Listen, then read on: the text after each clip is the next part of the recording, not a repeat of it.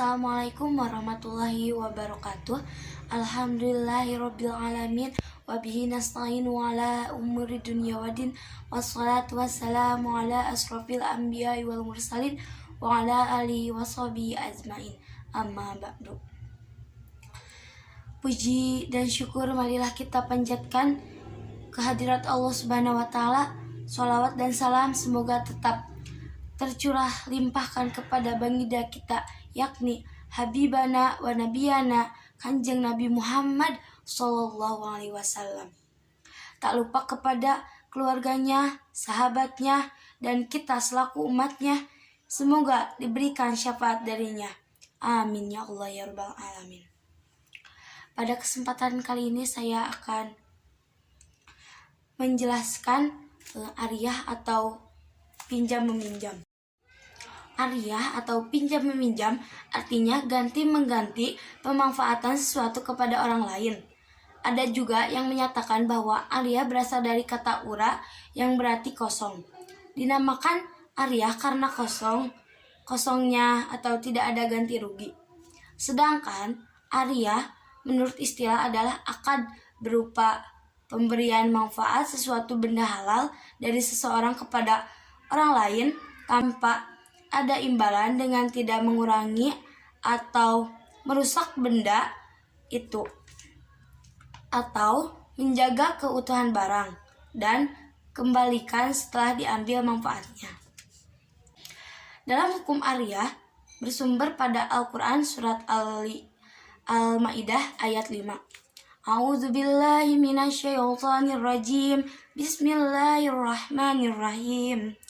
Al-yawma la uhilla lakum tayyibatu wa ta'amul ladina utul kitaba hilul lakum wa sahamukum hilul lahum wa muhsanatu minal mu'minati wal muhsanatu minal ladina utul kitaba min qablikum idza atainatuhum huna azruhunna muhsinina ghairu musan fihina wala muttahidi ahdani wa man yakfuru bi imani faqad habita a'maluhu wa huwa fil akhirati minal khasirin. Shadaqallahul adzim, yang artinya, dan tolonglah menolonglah kamu dalam mengerjakan kebaikan dan takwa, dan janganlah tolong menolong dalam berbuat dosa dan permusuhan. Bertakwalah kepada Allah, sesungguhnya Allah sangat berat siksaannya. Quran surat Al-Ma'idah ayat 5. Hadis Rasulullah bersabda yang artinya pinjam itu wajib dikembalikan dan orang-orang yang menanggung sesuatu harus membayar dan hutang harus ditunaikan. Hadis riwayat At-Tirmizi. Dalam hadis lain yang diriwayatkan oleh Abu Dawud dengan sanad yang Yazid dari Safwan bin Umayyah, dinyatakan bahwa Rasulullah Shallallahu Alaihi Wasallam pernah meminjam perisai kepada Safwan bin Umayyah pada waktu perang usai. Safwan bertanya, apakah engkau merampasnya wahai Muhammad?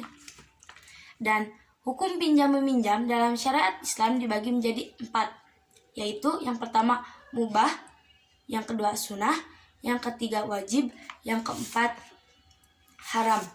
Yang pertama, mubah artinya ini merupakan hukum asal dari pinjam meminjam.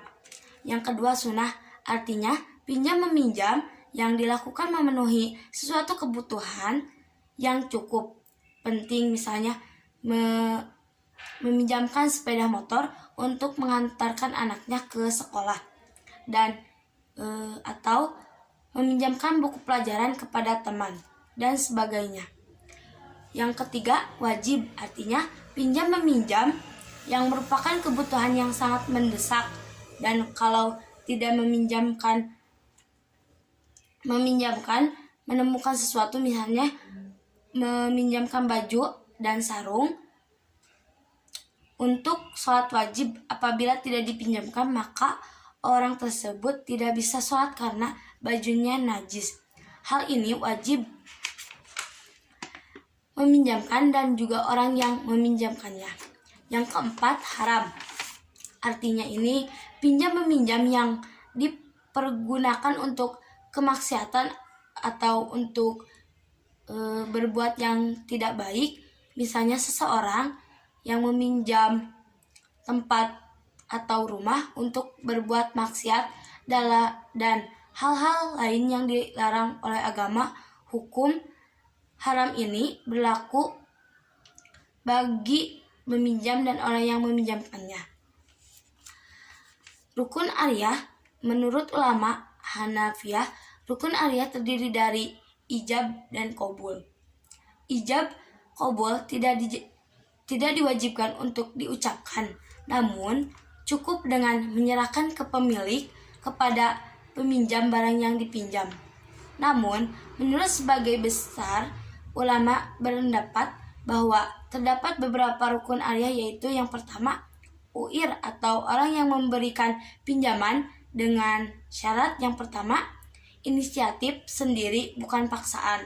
Yang kedua, dianggap sah amal baiknya bukan dari golongan anak kecil, orang gila, budak mukatab tanpa izin orang tuanya, dan bukan dari orang yang mengalokasikan terbatasi dengan sebab bangkrut atau tidak ada kecakapan dalam kelola harta. Yang ketiga, memiliki manfaat barang yang dipinjam meskipun. Yang ketiga, memiliki manfaat barang yang dipinjam meskipun tidak mempunyai hak pada barang, misal dengan menyewakan bukan dengan hasil pinjam dari orang lain, karena manfaat orang yang dipinjam bukan menjadi hak, melainkan diperkenankan untuk memanfaatkan. Yang kedua dari rukun Ariyah yaitu mustair atau orang yang mendapatkan pinjam dengan syarat. Yang pertama, telah ditemukan maka tidak sah akad Ariyah pada salah satu dari dua mustair yang ditentukan.